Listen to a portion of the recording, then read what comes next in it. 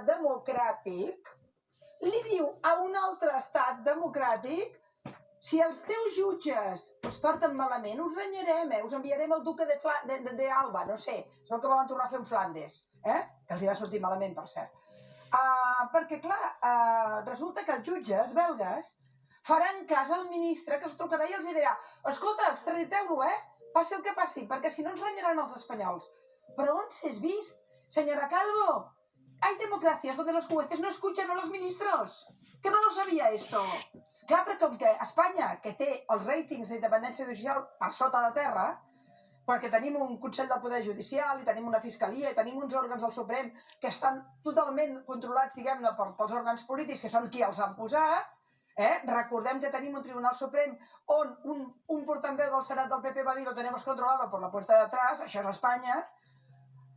Els hi pot el subconscient i li arriben a dir als belgues: és que si no ho feu, però és que no ho fa el govern belga, és que ho fan els jutges. I per cert, ara estava llegint un exrelator de la ONU, Alfred de Zayas, que diu: no hi ha cap manera, this is no way, no hi ha cap manera que Bèlgica extraditi Puigdemont a Espanya.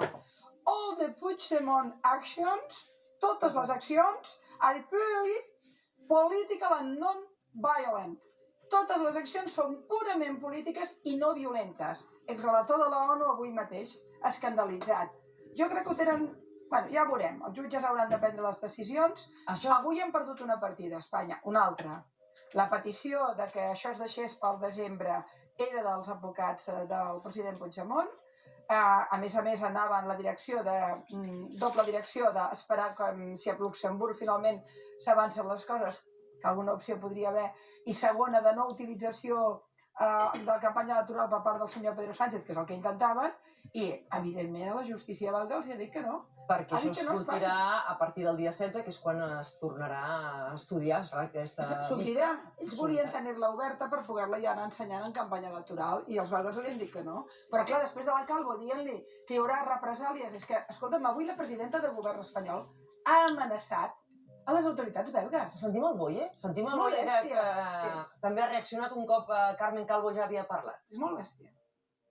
La ministra Calvo ha dicho esta mañana que esto afectaría las relaciones políticas diplomáticas entre Bélgica y España cuando estamos hablando de un tema estrictamente judicial, o eso creíamos nosotros. Las declaraciones de hoy de la vicepresidenta Calvo ayudan